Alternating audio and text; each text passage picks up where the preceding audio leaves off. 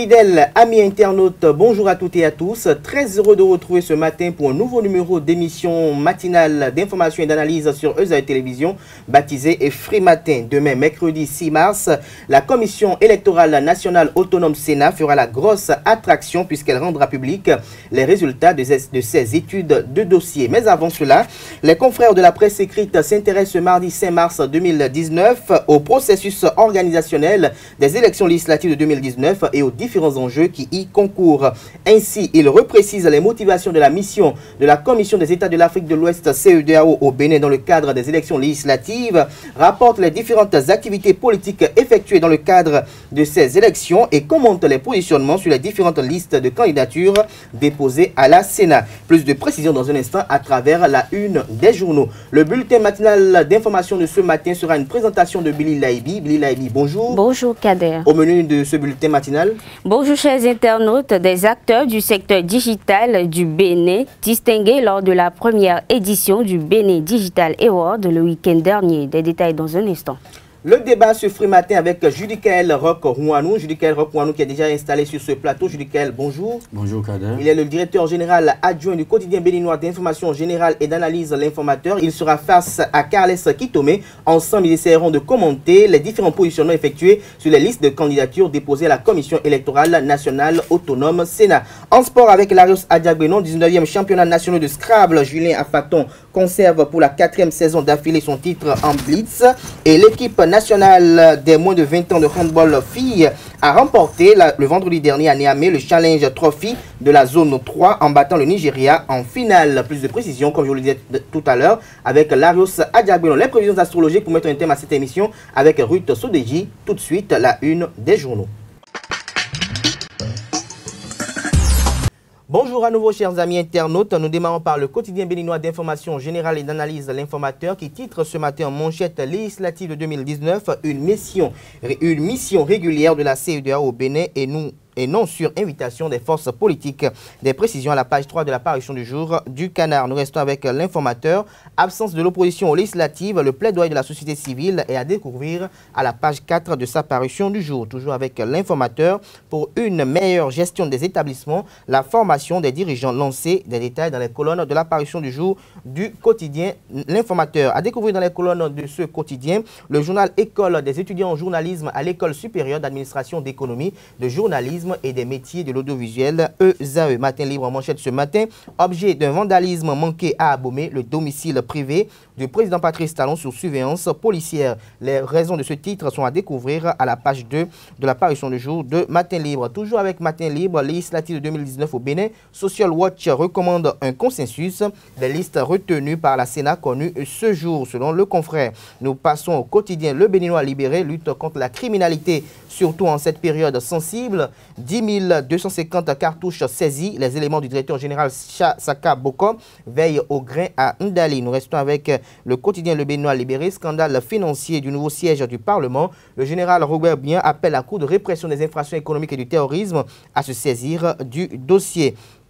Nous restons avec Le Béninois libéré, non-positionnement de certains ardents rupturiens, Ronguet et Videglas zappés par Talon. Plus de précisions dans les colonnes de la parution du jour de Le Béninois libéré. L'économiste, transactions économiques et financières dans l'UEMOA, Jim UEMOA, champion de la cybersécurité. Des précisions dans les colonnes de la parution du jour de l'économiste. Toujours avec l'économiste aux pages 4 et 6.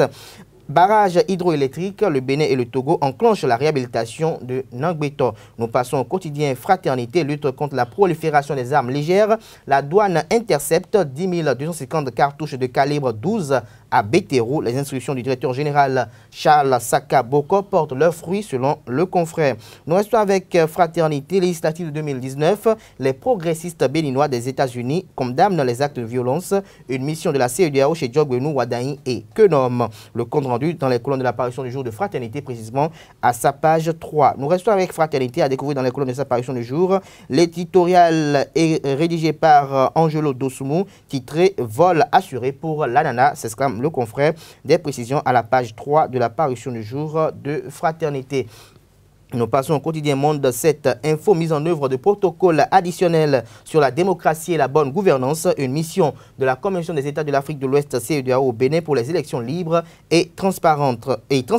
Toujours avec Monde 7 Info, détention d'armes à feu, des munitions et des matériels d'armement, les fabricants illégaux rappelés à l'ordre par le ministre Saka Lafia. Le matinal en manchette, élection législative du 28 avril 2019, la CEDEAO joue les bons offices, la mission chez Djogbenou, l'UPUSA apaise l'opposition, le dernier rêve brisé de Boniaï, des précisions aux pages 2 et de la page 2 à 11 de la parution du jour de Le Matinal. Nous restons avec Le Matinal, détention illégale des armes à feu et leur utilisation, fabricants et détenteurs sommés de tout rendre. Nous passons au quotidien La Relève Info qui titre en manchette ce matin, Bénin prouesse des unités douanières du Septentrion, d'importantes quantités de cartouches de fusils de chasse saisies, la brigade des douanes de Ndali accorde du prix à la sécurité des Béninois. Nous passons à Soleil Levant, accès à l'eau potable. Talon sauve l'Alo et Agbaïnzou, l'eau potable coule à flot.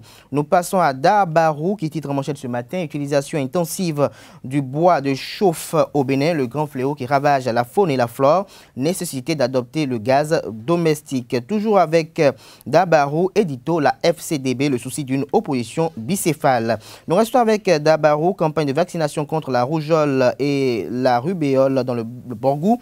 Le préfet Cissé fait le premier geste salvateur.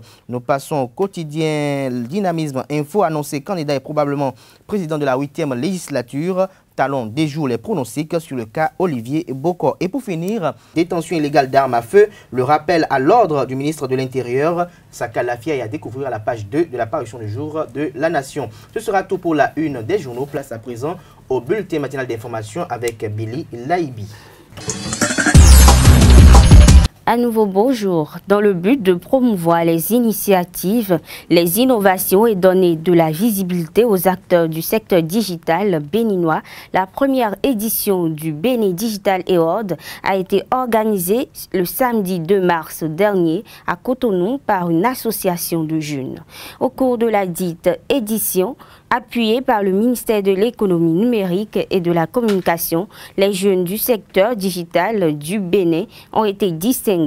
Des 6 meilleures initiatives et innovations récompensées, on compte l'application innovante de l'année Dimodoc ainsi que Sewéman, la start-up qui est repartie avec le trophée de la meilleure innovation du secteur éducatif. Selon le président du comité d'organisation, cet événement a pour objectif la valorisation et la promotion du paysage digital béninois au monde. Il se félicite de l'intérêt porté par le projet pour les partenaires, notamment le ministère de l'économie et de la communication qui a accepté parrainer l'événement.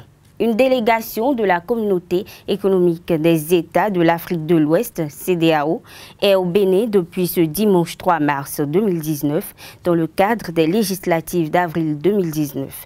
Évaluer la situation politique et le niveau de préparation des prochaines élections législatives, tel est l'objectif de la dite mission qui consiste à échanger avec les différents partis politiques béninois sur les enjeux des dites élections ainsi que sur la nécessité de maintenir un climat de paix, de participation inclusive et de transparence démographique. À cet effet, la CEDEAO, à travers une correspondance en date du 28 février dernier, a informé les autorités béninoises.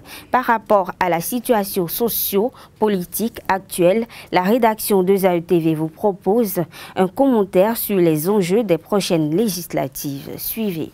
Les élections législatives de 2019 apparaissent dans un contexte chargé d'acuité et de mignardise. La probable absence des grandes formations politiques de l'opposition à ces prochaines joutes électorales fait objet de controverses, de frictions et de laxité. Après une série de passes d'armes entre les acteurs de l'opposition et ceux impliqués dans le processus électoral, sur les 10 partis attendus à la Commission électorale nationale autonome Sénat pour le dépôt de dossiers, seulement 7 ont pu déposer leur dossier de candidature. Force-Cori.Bénin émergent FCBE, Restaurer l'espoir RE de l'opposition et Dynamique unitaire pour le développement de la démocratie DUD de la mouvance présidentielle sont les grands absents. Dans la foulée, des mouvements de protestation stériles ont eu lieu de part et d'autre dans le pays, surtout dans la partie septentrionale, avec au bilan des blessés graves et une supposée perte en vie humaine. Lesquels mouvements d'humeur s'inscrivent dans la dynamique d'exiger à l'administration publique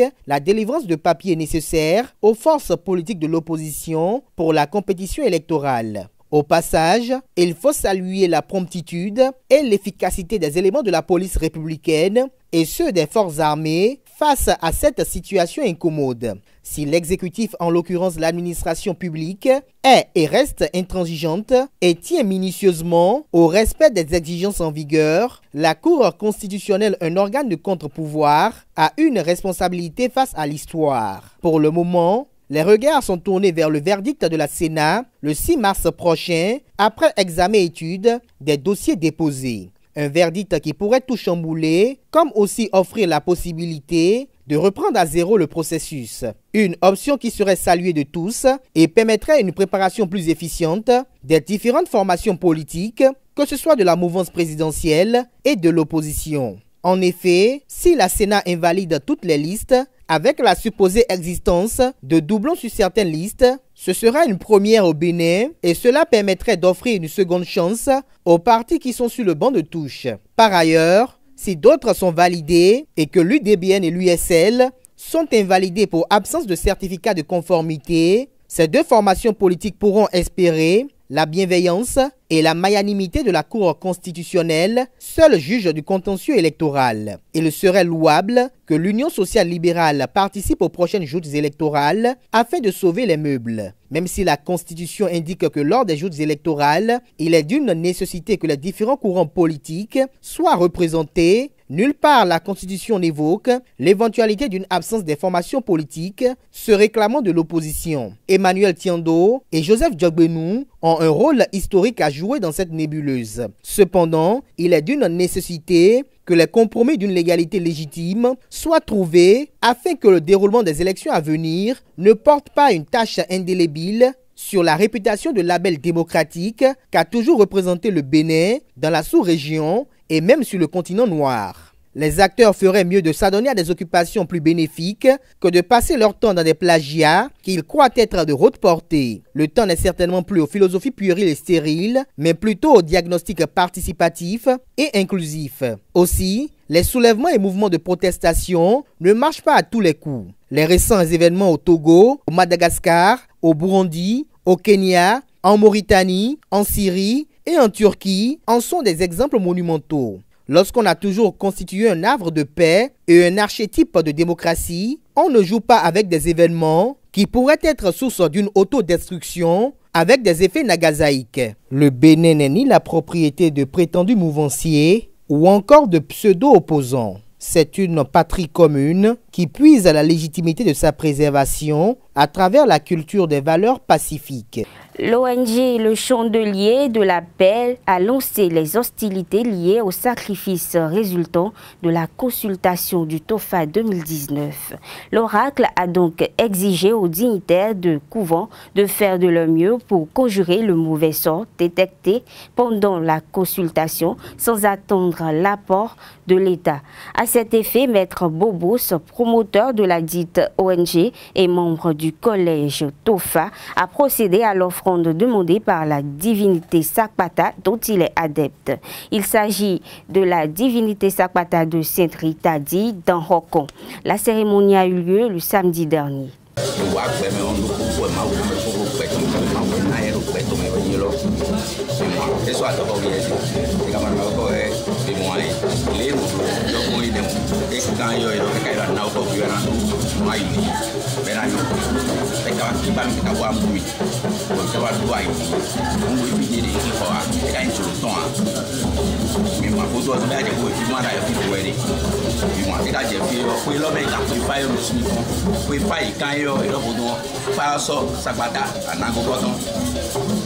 finera sagata wela ngai ko ngi sabata me luli sabe so no sabata me na ko so so sta ko itombe elo kaka ba hai lulu ta sabata ko kala mile anu ni mana ko no ya ko de mi anu pero yeke lo di opere dawa bonu ina de ko mi de bonu ki so na ba yo ple fi ko na ko ti ko mi na lu ka je so ko dun be na ko na ifo fi fa na fi fa to ga on isu to ga ro to ro na fi fa ni ko ya bu ya lo je be se lo de a ni na jo ya mi de ko ro fa we ya we mati o me na yi ko tu ya we mati o me o ke je un da da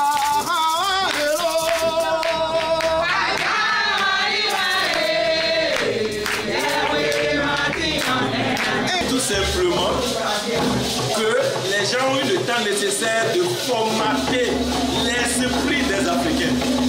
Et nous n'avons pas commencé à la maison. Nous avons eu la chance d'aller fouiller chez les autres. Et nous avons compris tout simplement que ce n'est qu'un formatage d'esprit afin de profiter du capitalisme. Parce que le capitalisme veut que les gens profitent de leur ventre, de grossir par le ventre. Nous n'allons pas grossir par le ventre. Nous allons aider le monde tout entier à grossir, à profiter. Lorsque vous cherchez ensemble, vous pouvez profiter. Mais lorsque vous voulez chercher simplement pour vous, vous risquez de mourir sans trouver. Et nous avons compris. Et le vaudou ne fonctionne pas comme ça. Le vaudou, c'est la recherche de l'unité. Vaudou, c'est rester ensemble pour profiter de la vie qu'est l'unité. Vaudou, c'est toutes les maisons ensemble.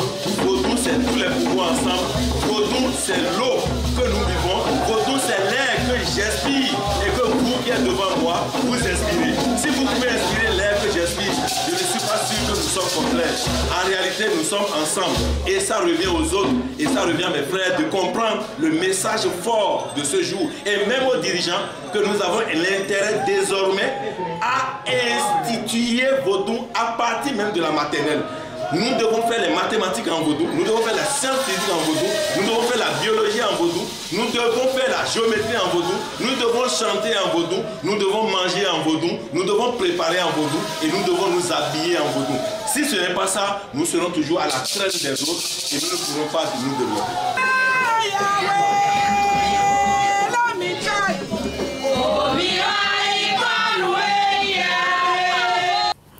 Ce sera tout, chers internautes, pour ce bulletin d'information. Merci à vous, Billy Laibi. La grande édition du journal de ce soir, de 19 h, sera une présentation de Carles Kitome. Place à présent au débat sur Freematin. Le débat sur Freematin, Carles Kitome, bonjour. Bonjour, Carles. Vous êtes face à Julie Kelrokwanou. Bonjour. Bonjour. Alors, Carles Kitome, vous avez pris connaissance des différents positionnements effectués sur les listes, que ce soit de la mouvance présidentielle que de FCDB qui se réclame de l'opposition. Alors, du côté de la mouvance, quelle appréciation avez-vous à faire sur ces différentes listes avec l'espérance de ce que ça avait été appelé, de ce qu'il y avait beaucoup de jeunes qui devraient être positionnés? Ben, avant tout commentaire, je voudrais dire que pour le moment, toutes les listes que nous avons reçues sont des listes officieuses. Parce que vous savez qu'après que les gens soient entrés dans l'enceinte de la Sénat, ce 26 février, beaucoup de choses ont été faites et je crois qu'il serait difficile aujourd'hui de dire avec précision ce qui a été retenu sur ces listes. C'est vrai qu'on a eu des fuites, mais il faudrait attendre demain. Non, je crois que Bloc républicain, progressiste et PRD, devant moi, ont rendu public à travers des confrères. Je suis d'accord, mais attendons demain pour voir vraiment ce que sera ces listes. À dire qu'il y a peut-être forcément... Mais aujourd'hui, avec les spéculations, avec ce que nous avons actuellement aujourd'hui... Justement, si nous tablons sur les spéculations, nous risquons de commettre quelques erreurs, de petites erreurs. C'est cette marge d'erreur que je ne voudrais pas qu'on commette. Mais dans l'État, on peut commenter ce qui est là, en nous réservant quand même qu'il y ait peut-être des surprises. Mais il faut noter quand même que Bloc républicain, PRD, FCDB ont rendu public leur liste eux-mêmes, devant moi à la Sénat, aux confrères, le matinal Fraternité. Non, je suis d'avis, je suis d'accord. Donc, on peut se fier à cette liste. Il n'y a pas que 3 listes. Et je ne sais il y a UDBN et USL qui n'ont pas été rendus publics. Voilà. Et vous n'allez voir dans aucun journal la publication intégrale. Je ne sais pas, vous pouvez me démentir. Vous n'allez voir dans aucun journal la publication intégrale des listes de USL et de UDBN. Mais nous avons la publication des listes de PRD et Union progressiste et Bloc républicain qui eux-mêmes ont rendu public à travers les confrères. Oui, ce qui est sûr, il faut dire aussi que la position de l'USL et de l'IBDBN était une position un peu trop risquée d'abord, et même le jour du dépôt, parce que leurs pièces, selon les critères, n'étaient pas complètes. Complètes dans la mesure où il n'y a pas cette fameuse pièce de conformité, le certificat de conformité qui devrait normalement s'ajouter pour montrer que ces partis sont officiellement reconnus par le ministère de l'Intérieur. Donc déjà, il y a un problème à ce niveau. Je pense que c'est pour cela qu'eux-mêmes n'ont pas voulu rendre public leur liste qu'ils ont déposée. Est-ce que l'informateur, par exemple, a reçu une de ces listes-là? Non, si déjà je dis qu'eux-mêmes n'ont pas voulu rendre public, c'est qu'il n'y a pas... je parle de progressistes. Oui, progressistes, oui, on a reçu progressistes, on a reçu républicains, on a reçu le PRD, on a reçu aussi le FCDB, on a aussi reçu quand même le Moël Bénin. Mais UDBN, FCB et USL sont restés muets. Et je sais, c'est de bon ton.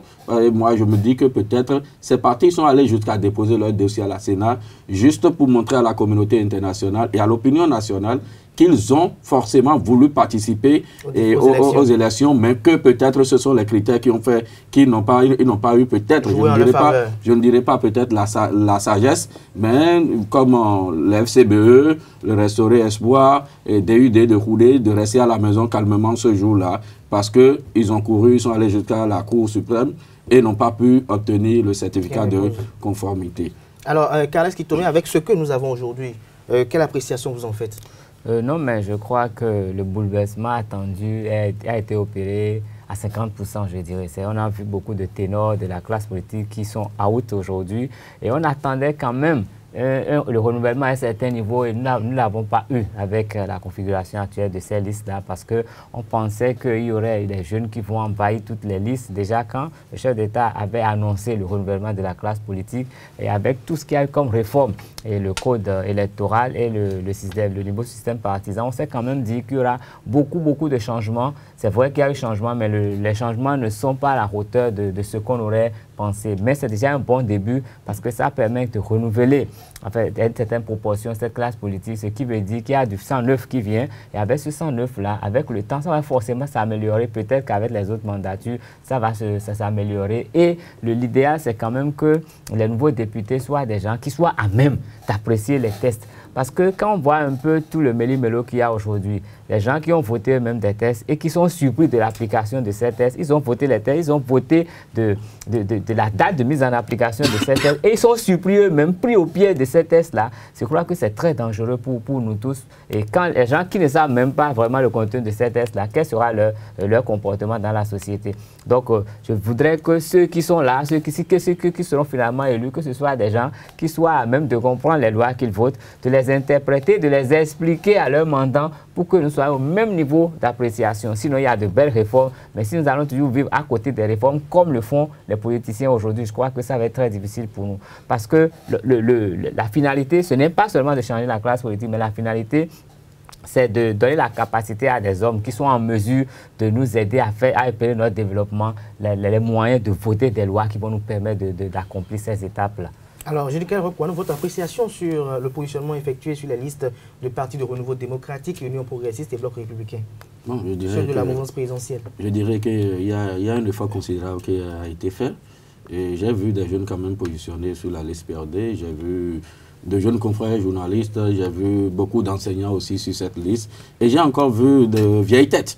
J'ai vu Adrien Hongbeji prendre le... Ça, vous parlez du PRD là? Oui, quand je parle du PRD, bien sûr, j'ai vu Maître Adrien Hongbeji prendre lui-même le commandement des choses. Donc je vois que rien n'a changé fondamentalement, mais beaucoup de choses aussi ont évolué parce qu'il y aura beaucoup de jeunes. Même chose que sur les listes Bloc républicain et Union progressiste. J'ai vu quand même qu'il y a eu beaucoup de jeunes positionnés de part et d'autre, quand bien même il y a les anciens. Surtout au niveau de l'Union progressiste, il a été sidéré parce qu'il y a beaucoup de jeunes, des gens que je connais d'ailleurs, qui ont été positionnés quand même à des positions pas comme pour faire du remplissage, mais des jeunes qui ont été mis dans des situations dans des positions pour réellement les amener au Parlement. Et comme le dit Carlos, je pense que le but fondamental, ce n'est pas de renouveler à 100%, mais de permettre quand même qu'il y ait du sang neuf, de mettre au niveau de la prochaine législature des gens à même de comprendre véritablement ce pourquoi ils sont élus d'abord députés, leur rôle, et non des gens, des bénis oui, des gens qui vont voter des lois, des gens à qui on va faire des propositions à la maison, qui amènent et par force de lobby non vote, et eux-mêmes ne comprennent même pas ce pourquoi ils ont initié d'abord cette loi commanditée et la finalité de cette loi. Je pense qu'il y a des jeunes quand même travailleurs sur certaines listes que je vois et on peut avoir espoir. C'est vrai qu'au niveau du bloc républicain, bon, il y a beaucoup de vieilles têtes telles que les Badamas et autres, mais je pense que ça a été aussi joué pour donner de chance à ces blocs de Paz et d'autres. Quand bien même les prochaines élections, il faut avouer le dire, laisse présager qu'il n'y aura pas réellement compétition en la matière si déjà aujourd'hui, et qu'on le veuille ou non, on déplore l'absence de l'opposition. Il y a un FCDB qui se réclame de l'opposition. Oui, exactement, mais on déplore l'absence de l'opposition. Cette opposition vraie, déclarée depuis longtemps, et celle-là même qu'on peut appeler l'opposition. Quand vous prenez le parti FCBE, le président Boni Yahi, qui est le président d'honneur de ce parti, on sait que depuis des lustres, le pont a été rompu avec le président Patrice Talon, et que ces deux sont dans des positions politiques différentes. Donc ça, c'est ce qu'on appelle opposition, des visions différentes. Mais on n'a jamais vu FCDB du professeur Soumanou Toleba opiner sur la gestion du président Patrice Talon depuis que celui-ci a pris le pouvoir. Il se réclame à ce jour. Non, il se réclame de l'opposition. Même si vous êtes opposition constructive, l'occasion devrait vous être donnée de venir à des moments donnés, s'il y a de la part du pouvoir. Excusez-moi, si je peux. Non, vous allez aller rapidement, mais je pense que vous serez encore là demain pour. Non, c'est juste pour vous dire, qu'on a vu le professeur Soumanou Toleba absent tout le long du mandat du président Patrice Talon, et c'est à la veille des élections qu'il surgit. La seule position sur cette liste qui me paraît un peu plus crédible aussi, c'est la position de mon ami Fred Ouenou. On l'a vu dans sa posture depuis le début de l'avènement de Patrice Talon. Il a été critique, il a opiné et il a montré que toute la gestion du président Patrice Talon n'était pas bonne et que par endroit le président pouvait faire. Donc si c'est lui seul qui s'ajoute à la liste pour que la liste fasse une liste d'opposition, je dis tant mieux. Je reste avec vous. J'espère que vous serez là demain matin également pour qu'on s'intéresse évidemment au cas FCDB. Mais j'ai noté une chose au niveau des deux blocs de l'Union progressiste et du bloc républicain, qu'il y a eu une sorte de récompense aux différents acteurs du BMP. Est-ce que vous partagez cet avis? Bon, je pense que le président Patrice Talon avait déjà promis à 7 députés du BMP qui ont quand même pris au niveau de l'Assemblée nationale des risques pour lui, qui ont défendu sa gestion, qui ont défendu ses visions et qui l'ont aidé à voter certaines lois qui vont dans le sens des réformes qu'il a voulu bien entreprendre pour la prospérité du pays. Il lui a déjà promis qu'ils ne seront pas perdants. Et c'est un secret de Polichinelle. À plusieurs reprises, à plusieurs réunions, il y a eu des fuites et on a entendu qu'il lui a dit qu'ils seront tous réélus s'ils lui sont fidèles. Donc s'ils lui sont fidèles, donc je pense que la récompense, comme vous le dites, et on peut appeler ça comme ça. Qu'est-ce qui tombe?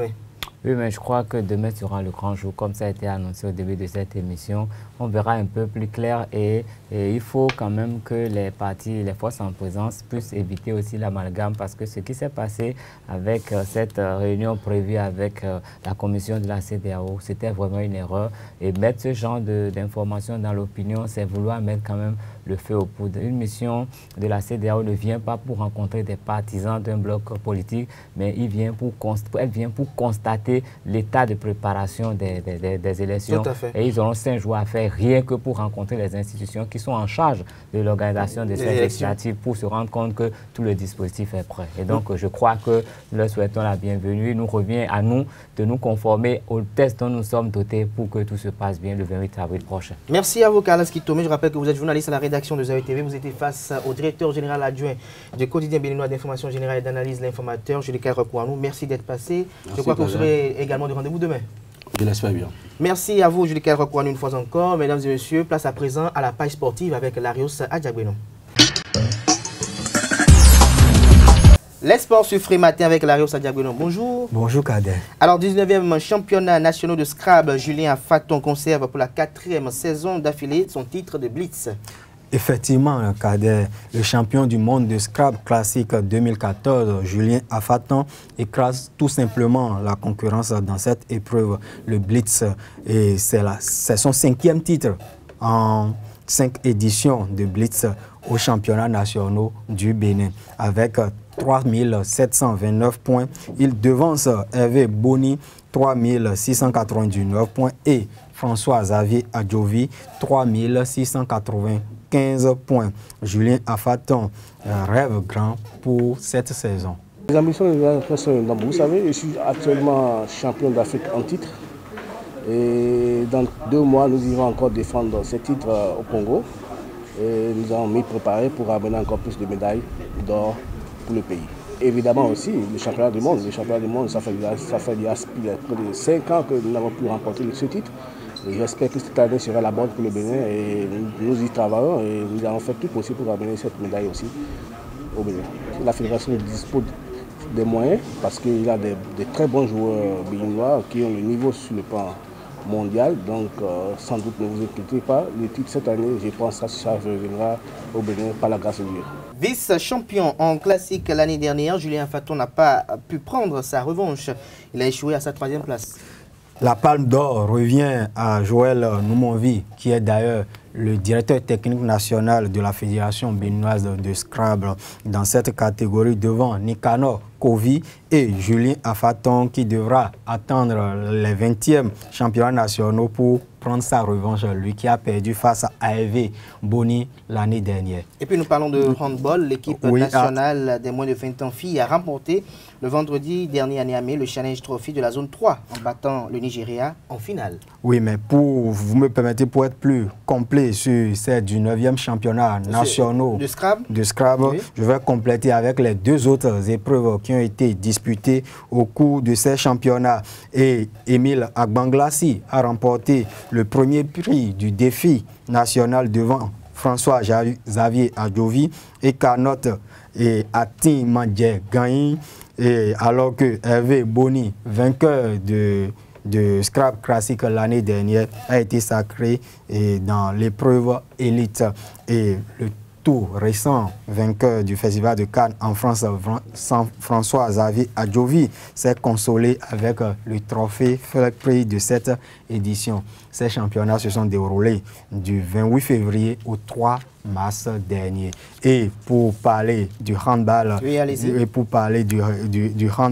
on dira tout simplement que c'est une bonne nouvelle pour le handball béninois, parce que le Bénin, déjà vainqueur de la dernière édition du Challenge Trophy de la zone 3, remporte également l'édition de cette année. Les handballeuses béninois confirment ainsi leur suprématie sur le handball des jeunes dans la zone 3 avec ce nouveau sacle. Et il faut dire en finale, le Bénin a frappé fort en battant le Nigeria 38-24.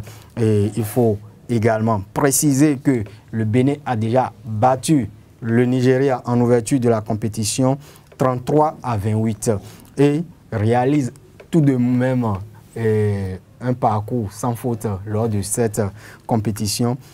4 victoires en autant de sorties. Mais chez leurs petites sœurs, les cadettes, elles n'ont pas pu remporter la médaille d'or. Elles ont remporté la médaille de bronze. Elles ont battu en match de classement le Togo 31-20. Et il faut simplement dire que dans la catégorie des jeunes, le handball béninois fait sa preuve. Ça fait sa preuve. Alors nous parlons à présent de football. Pour finir, sur le vieux continent, pour terminer, début ce soir des 8e de finale, retour de la Ligue des Champions. C'est ça? Oui, le Real Madrid en mauvaise passe cette dernière semaine. 2 défaites consécutives plutôt contre le rival éternel, le FC Barcelone, la semaine dernière, une en Coupe du Roi et l'autre en championnat le samedi dernier. Le Real reçoit l'Ajax d'Amsterdam ce soir au Santiago Bernabéu de Madrid. Il faut dire que le Real doit vite faire pour sortir de cette mauvaise passe. L'autre match qui doit constituer un espoir pour le Borussia Dortmund si le club allemand parvenait à se qualifier pour les quarts de finale, c'est Dortmund-Tottenham. Tottenham a pris le dessus à l'aller de 3-0. Donc les Allemands auront fort à faire face aux Anglais. Et il faut préciser que pour le Real a battu en déplacement lors de la match aller l'Ajax d'Amsterdam 2-1. Mais il faut dire que le Real a été bousculé lors de cette rencontre, dominé outrageusement par la jeune pousse du football hollandais. Merci à vous, Lario Sadiagoulin, pour ces informations sportives. On vous retrouve avec quelques capsules dans la grande édition du journal de 19h sur Eusaïe Télévision. Nous passons à présent aux prévisions astrologiques avec Ruth Sodeji. Mieux vaut négliger l'application d'une loi que de mettre à mort un innocent. Amis internautes, bonjour, bienvenue. Continuez à vous montrer gentil, attentionné et vous serez richement récompensé, chers amis béliers. Évitez pour le moment chez les amis taureaux les transactions ou les argumentations trop longues. Organisez-vous et vous saurez alors trouver des aides appréciables pour mener à bien vos affaires. L'environnement astral de la journée chez les amis gémeaux sera constitué de multiples courants, souvent contradictoires. Dans le travail, vous risquez de vous y perdre si vous ne faites pas preuve de rigueur dans la réflexion. Chez les amis cancer, Mercure semble indiquer que les vôtres auront besoin de votre présence plus que d'habitude. Alors, chers amis, soyez disponibles pour eux. Lion, il est probable que vos relations avec vos parents proches soient au centre de vos préoccupations aujourd'hui. Vu la position de Mercure dans votre ciel, la situation serait un peu plus gênante. Vierge, les planètes actuelles dans le secteur de la santé de votre thème étant par nature plutôt positive, vous serez en forme, d'humeur joyeuse et active, prêt à expérimenter 1001 nouvelles choses à la fois. Discrétion et patience chez vous les amis Balance, voilà les deux qualités essentielles dont vous devez faire preuve pour parvenir à vos fins sur le plan professionnel au cours de cette journée. Scorpion, côté travail, la journée sera assez facile dans l'essentiel. Il vous faudra simplement veiller à ne pas laisser entraîner des conflits concernant certaines personnalités dans votre entourage professionnel. Sagittaire, malheur à ceux qui chercheront à vous mettre les bâtons dans les roues au cours de cette journée, car votre étoile est plus que jamais au zénith. Pour les amis Capricorne, pour le compte de cette journée, évitez d'entrer en conflit avec les personnes qui sont justement susceptibles de vous accorder leur aide et leur finance pour vos projets. Votre attitude trop vaniteuse pourra les exaspérer. Verseau, de sérieux obstacles se dresseront sur votre chemin au cours de cette journée et vous serez obligé à vous surpasser pour atteindre vos objectifs professionnels. Poisson, les démarches administratives et les papasseries vous accapareront aujourd'hui, de quoi vous mettre les nez à pelote. Avec Pluton et la Lune influençant le secteur familial, vos proches ne risquent rien. Bien au contraire, ils seront plutôt tenaces et décidés à vous apporter leur aide. Amis internautes, mieux vaut négliger l'application d'une loi que de mettre à mort un innocent. Agréable journée à tous. Ce sera tout pour Free Matin de ce jour qui s'est déroulé en complicité de Joseph Bédéga, réalisateur, Ruth Sodeji, Christian Thomaïmena, Christian Rumpegan, chef plateau, Jefté Hungay, sans oublier le monteur Espero Noukoumé. Ce sera tout. Nous nous retrouvons demain pour un autre numéro d'émission. Portez-vous bien et passez une agréable journée en compagnie de nos programmes sur les www.eusaetv.bj.